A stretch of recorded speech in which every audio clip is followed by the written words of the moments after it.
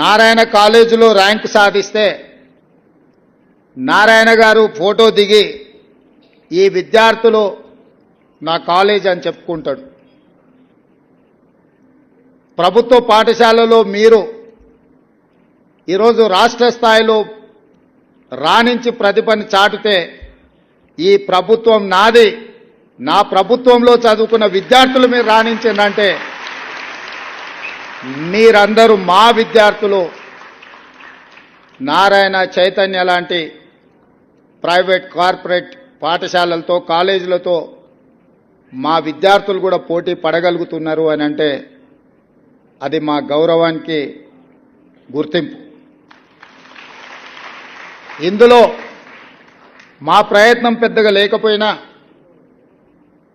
మా ప్రభుత్వం పెద్ద ఎత్తున మీ పట్ల దృష్టి సారించకపోయినా మట్టిలో మాణిక్యాలుగా మీరు రాణించి ఈనాడు ఈ ప్రభుత్వానికి గౌరవం తెచ్చిపెట్టినందుకు విద్యార్థులందరినీ కూడా మనస్ఫూర్తిగా నేను అభినందిస్తున్నా.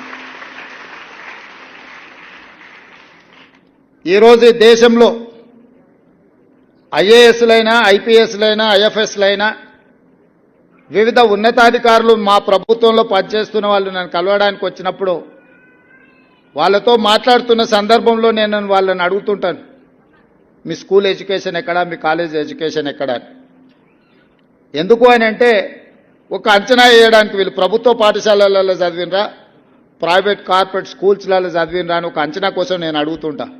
90% ఐఏఎస్ ఐపీఎస్లు ప్రభుత్వ పాఠశాలలలో చదువుకున్న వాళ్ళే ఎన్నికవుతున్నారు. అదేవిధంగా రాజకీయ నాయకులు ముఖ్యమైన హోదాలలో రాణించిన వాళ్ళు ఈ దేశం మొత్తం మీద చూడండి.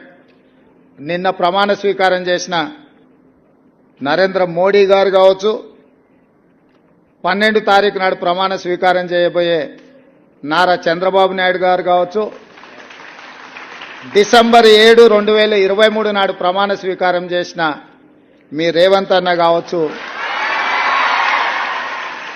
మేమందరం ప్రభుత్వ పాఠశాలల్లో చదువుకొని ఈ స్థాయికి వచ్చినాం. మేము ఈ స్థాయికి రావడానికి కారణం మా తల్లిదండ్రుల కంటే కూడా ఆ పాఠశాలల్లో చదువులు చెప్పిన గురువులదే.